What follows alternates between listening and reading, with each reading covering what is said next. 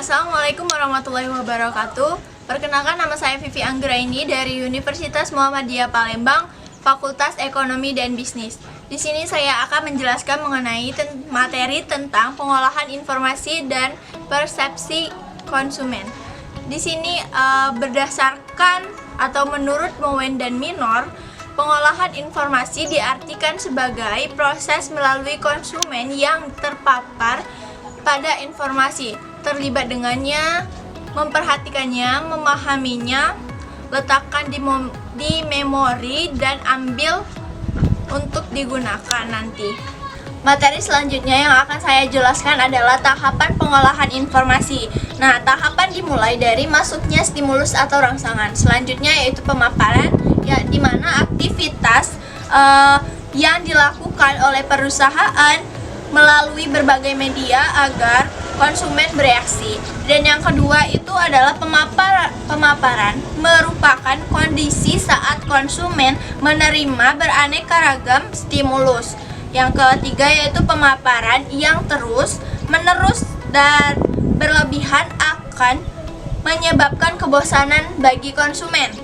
Di dalam pemaparan ada 3, yaitu sensasi, ambang absolut, dan ambang berbeda. Nah, yang pertama yaitu sensasi, di mana jika dari pemaparan yang diberikan oleh perusahaan atau produsen menimbulkan reaksi dari konsumen, maka itulah yang disebut dengan sensasi. Contohnya, jika ada seseorang yang memasak makanan yang lezat, maka seorang lain akan merasakan atau mengarahkan hidungnya ke arah atau sumber yang ada, sumber aroma. Dan yang kedua itu ambang absolut. Nah, artinya di sini yaitu seberapa banyak dan seberapa besar intensitas stimulus yang dirasakan oleh konsumen. Yang kedua yaitu pemberian pesan harus mengetahui berapa jauh jarak benda yang ingin ditampilkan, dapat terlihat konsumen dengan penglihatan normal.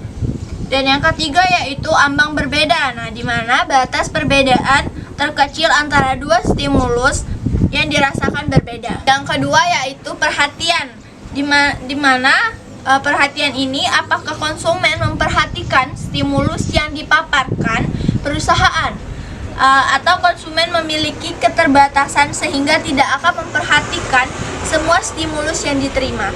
Selanjutnya, konsumen menyeleksi stimulus mana yang akan diperhatikan atau perceptual selection dipengaruhi oleh 2 faktor. Yang pertama yaitu faktor pribadi yang terdiri dari karakteristik konsumen, dan yang kedua yaitu faktor stimulus yang terdiri dari ukuran, warna, intensitas, posisi, dan stimulus.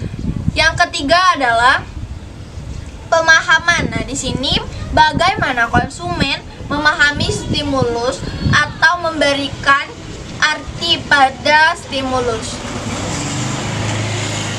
Di dalam perhatian ini ada figur atau background, di mana ketika konsumen melihat suatu objek, ia akan melihat objek tersebut dalam perspektif yang mana. Dan yang kedua itu produsen harus membuat latar belakang iklan atau stimulus yang sangat kontras dengan gambar produk yang akan dijualnya. Yang kedua yaitu pengelompokan atau grouping, yang artinya kedekatan atau proximity, kesamaan atau similarity, dan kesinambungan atau continuity. Dan yang ketiga yaitu closure, artinya konsumen akan berusaha memahami suatu objek dalam arti yang utuh, meski di dalam objek tersebut ada bagian yang tidak lengkap.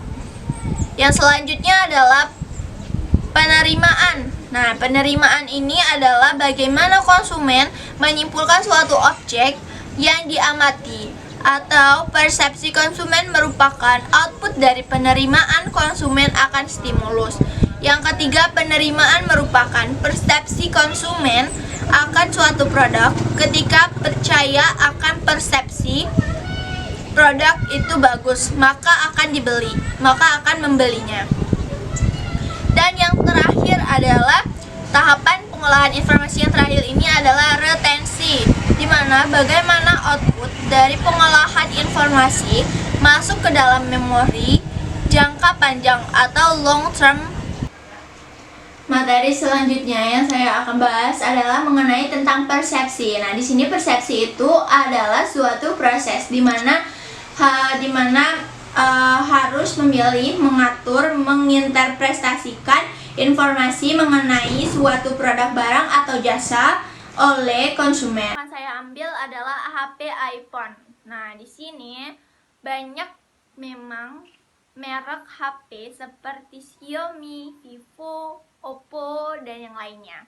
Mengapa saya mengambil HP iPhone? Karena HP iPhone itu merupakan salah satu handphone yang paling banyak diminati dikarenakan brandnya yang begitu terkenal, kualitasnya, dan mungkin harganya sesuai dengan kualitas yang mereka sediakan. Mungkin persepsi orang berbeda-beda, tetapi itu menurut berdasarkan persepsi saya sebagai konsumen.